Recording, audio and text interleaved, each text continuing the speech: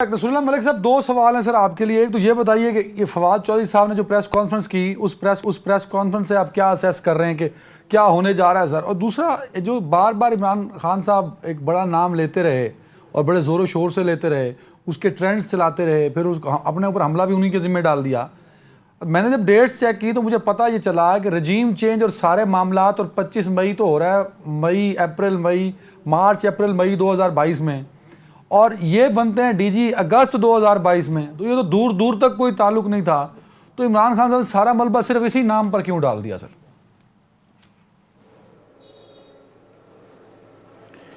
دیکھیں، میں سمجھتا ہوں کہ جو صورتحال اس وقت بن رہی ہے، جس کا پہلے ذکر آپ نے کیا کہ کچھ ایسے رہنما ہیں جو چند روز پہلے سیاست چھوڑ گئے، اب وہ کہتے ہیں ہم سیاست کریں گے، پی ڈی ایم کی حکومت کے خلاف ہم کریں گے. اس وقت پرابلم یہ ہے کہ جو لوگ چھوڑ گئے ہیں پی ٹی آئی کو، ان کے پاس آگے آپشنز کیا ہیں؟ وہ اپنی آپشنز کی تلاش میں ہیں. کوئی پیپلز پارٹی میں دیکھ رہا ہے اپنے لیے سپیس، کوئی آزاد امیدوار دیکھ رہا ہے، کوئی پی ایم ایل این دیکھ رہا ہے. تو میرے خیال میں اس وقت آپشنز کا مسئلہ ہے. گنجائش مسلم لیگ نون میں نہیں ہے پنجاب کے اندر، یقینی بات ہے اتنی بڑی تعداد کی. تو اب مسئلہ ان لوگوں کی پلیسمنٹ کا ہے کہ یہ جائیں گے کہاں پہ. مسلم لیگ قائداعظم چاہتی ہے کہ وہ زیادہ سے زیادہ لوگ توڑ لے. پیپلز پارٹی کے پاس بڑی گنجائش پنجاب کے اندر، پیپلز پارٹی زیادہ اس کوشش میں ہے کہ لوگ ہمارے پاس آ جائیں. لیکن لوگوں نے یہ بھی دیکھنا ہے کہ جس پلیٹ فارم پہ جائیں گے وہاں ان کے لیے الیکشن ان کا جو ہے وہ کتنا آسان اور مشکل ہوگا.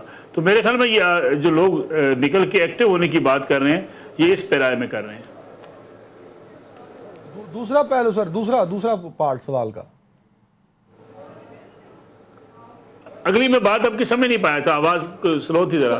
خان صاحب نے سارا ملبہ صرف ایک ہی شخص پر ڈالا، حالانکہ وہ شخص تو سیٹ پر آتا ہے اگست میں. واقعات سارے اپریل مئی میں ہوتے ہیں سر. میرے خیال میں خان صاحب نے پلاننگ ادارے کو کر لی تھی کہ میں ادارے کو اتنا ٹارگٹ کروں کہ تاکہ ادارہ جو ہے وہ پہلے باجوہ صاحب کے خلاف مہم چلائی گئی، تبھی مقصد یہ تھا کہ ادارے کو ٹارگٹ کیا جائے. پھر نئے آرمی چیف کی تعیناتی کے حوالے سے انہوں نے مہم چلائی. جو حسن صاحب بات کر رہے تھے وہ بڑی بنیادی بات ہے کہ جو 25 مئی ہے وہ اسلام آباد اور پنڈی جانے کا مقصد کیا تھا. اس وقت دباؤ بڑھانا مقصود تھا، اور خاص طور پہ اپنی مرضی کا وہ چاہتے تھے کہ ان کی مرضی کے آرمی چیف آ جائے. اور یہ فوج کے اندر انہیں ایک بڑی، میں سمجھتا ہوں ایک لحاظ سے بغاوت پیدا کرنے کی کوشش کی ہے. یہ بہت بڑا جرم ہے اس لحاظ سے. شہباز گل صاحب کی تقریر آپ کے سامنے ہے، اور ٹی وی چینل پہ ان کا بیپر سامنے ہے. یہ ایک ماحول بنانے کی کوشش کی گئی. تو میں سمجھتا ہوں کہ اس کوشش کا مقصد یہ تھا کہ یہ اسٹیبلشمنٹ کو، بالخصوص فوج کو، یہ جو ہے انڈر پریشر لے کر آئے، اپنی مرضی کے فیصلے کروائیں. اور جو ان کی پلاننگ پہلے سے ذہن میں چل رہی تھی کہ فوج کی مدد کے ساتھ وہ الیکشن دوبارہ جیتیں، جیت کر اقتدار میں آئیں اور اپنی مرضی سے چیزوں کو چلانا شروع کر دیں. بنیادی وجہ جو حسن صاحب نے بات کی، وہ میں سمجھتا ہوں سب سے بڑا بنیادی نقطہ ہے. وہ نقطہ یہ ہے کہ خود پرستی میں وہ اس حد تک آگے چلے گئے ہیں کہ انہیں اپنے سواب کوئی چیز دکھائی نہیں دیتی.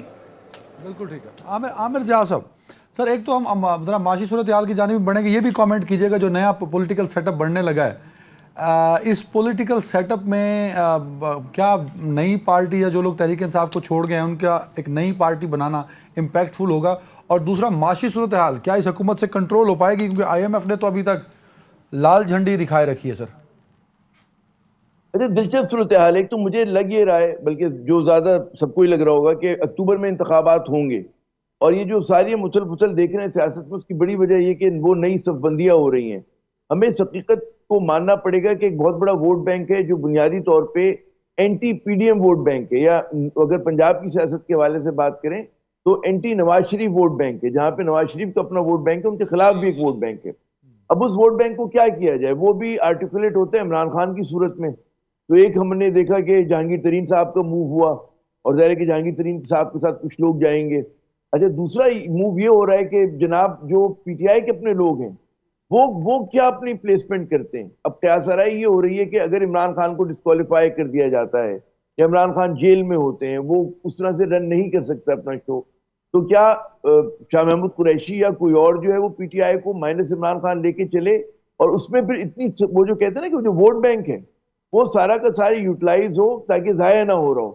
کیونکہ میرے خیال میں اسٹیبلشمنٹ بھی یہ چیز سمجھتی کہ جو سب تجربے پہلو ہے نا سر, یہ ایک پہلو ہے جو پولیٹیکل ایکٹیویٹیز ہو رہی ہیں سر. اس پولیٹیکل ایکٹیویٹیز اگر الیکشن کے لیے ہو رہی ہیں تو اس کے لیے تو معاشی صورتحال بہتر ہونا ضروری ہے, جو کہ بہتر نہیں ہو پا رہی, نہ اگلے کچھ مہینوں میں بہتر ہوگی. تو اس کا مطلب ہے الیکشن ڈاؤٹ فل تو ہے نا سر اس صورت معاشی پہلو کو. یہ تو آپ عدنان خرج کے نکال دے ذہن سے کہ الیکشن سے پہلے معاشی صورتحال جو ہے وہ بہتر ہوگی, نہیں ہو سکتی. جب تک ایک نئی حکومت نئے مینڈیٹ کے ساتھ نہیں آتی اس کو آگے بڑھنے کا راستہ نہیں ملے گا, کیونکہ جو آپ کے بائی لیٹرل یا ملٹائی لیٹرل ڈونرز ہیں ان کی اور بھی بہت ساری وجوہات ہیں, جیو پولیٹیکل بھی ہیں, لیکن ایک بہت بڑی وجہ یہ بھی ہے کہ انہیں اس حکومت کے بارے میں ذرا سا ابہام ہے. وہ ظاہر ہے کہ اسی سے اگر احسان کریں گے تو اس کو احسان کریں گے نا جو اگلے 5 برس کے لیے آ رہے ہیں, نہ کہ اس کے اوپر کریں گے جو 4-6 مہینے کے لیے ہے یا چند ماہ کے لیے رہ گیا ہے.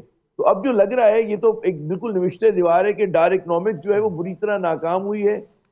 شہباز شریف صاحب ناکام ترین وزیر اعظم بن گئے, اور شہباز شریف وہ جو ہیں اسحاق ڈار جو ہیں ناکام ترین وزیر خزانہ ہیں. آپ جتنے میکرو اکانومی کے اشاریے دیکھیں وہ خراب ہوئے ہیں. پاکستان اگر 2022 میں ہمارا پر کیپٹل انکم $1766 تھا تو گھٹ کر جو ہو گیا وہ 1568 ہو گیا, یعنی کہ قوت خرید کم ہوئی, مہنگائی ٹھیک ہے نا, لوگ غریب زیادہ ہوئے. حسن ایوب صاحب سر بالکل صحیح, حسن ایوب صاحب موجودہ حکومت کے لیے معاشی چیلنجز بہت بڑے ہیں جو عامر بھائی بات کر رہے ہیں. Of course I M F کی طرف ان کا اشارہ ہے, اور آئی ایم ایف کے کئی ریزرویشن میں سے ایک ریزرویشن یہ بھی ہے بھائی اس پروگرام کو لے کے چلے گا کون, آپ تو 3 مہینے بعد گھر جا رہے ہیں. تو ان ساری صورتحال میں کیا واقعی الیکشن جو ہیں وہ معاشی مسائل کا واحد حل ہے؟ میرا نہیں خیال کہ انتخابات سے مطلب کوئی آپ کے تمام مسائل ختم ہو جائیں گے. یہ ہے کہ کم از کم ایک کانفیڈنس آ جائے گا جو کہ سرمایہ کار ہے, جو کہ انویسٹرز ہیں, جنہوں نے اپنے جو پیسے ہیں اپنی رقوم ہے وہ شیلف کی ہوئی ہے اپنی قبرز کے اندر یا بینکس کے اندر, تو وہ اس پیسے کو باہر نکال کر جو ہے وہ بزنس جو ایکٹیویٹی ہو سکتی ہے. لیکن اگر وہ کرنی ہے تو دیکھیں ملک میں اگر پولیٹیکل سٹیبلٹی ہوگی انتخابات کے بعد بھی تو تبھی جو ہے وہ بزنس مین اپنا پیسہ نکالے گا. آپ یہ یاد رکھیے گا کہ جو بزنس کمیونٹی ہوتی ہے نا وہ سب سے زیادہ جو ہے وہ بزدل ہوتی ہے, ان سے سب سے زیادہ محبت اپنے سرمایہ سے ہوتی ہے, تو اپنے سرمایہ کو ڈبونا نہیں چاہیں گے. اگر انتخابات کے بعد بھی ملک میں سیاسی کشیدگی ہوتی ہے اور ایک کوئی سیاسی جماعت جو کہ روڈوں پر ہو اور جو ہے جلاؤ گھیراؤ کے حالات ہوں گے تو وہ بالکل جو ہے نا, چاہے عمران خان صاحب کی حکومت ہو اور پی ڈی ایم یہ کر رہی ہو تب بھی وہ پیسہ نہیں نکالیں گے. اور اگر نواز شریف صاحب کی حکومت ہے اور جو ہے وہ عمران خان صاحب یہ کر رہے ہیں تو تب بھی پیسہ باہر نہیں نکلے گا. دیکھیے بزنس مین کے لیے اس کے سرمایہ کا تحفظ اس کی اولین ترجیح ہے, ایک بات یہ یاد رکھیے. اور دوسری بات کہ بزنس مین کے لیے جب آپ ملک میں ایک اچھی پالیسیز لے کر آتے ہیں تو ایک ایک کر کے, جیسے آپ نا سین میں چڑیا کے لیے نا آپ دانے پھینک دیں تو آپ دیکھیں گے ایک چڑیا آئے گی, دوسری آئے گی, کہے گی, ایک چھوٹا سا کنکر اٹھا کے پھینکیں گے نا تو وہ 25-30 کا گروہ بیٹھا ہوگا چڑیوں کا, وہ ایک ساتھ اڑ جائے گا. تو بزنس مین بھی اسی طرح اپنا جو ہے نا جب دیکھتا ہے نا کہ میرے سرمایہ کو جو ہے وہ خطرہ ہے تو وہ 1 سیکنڈ لگاتا ہے اور وہ اڑ جاتا ہے.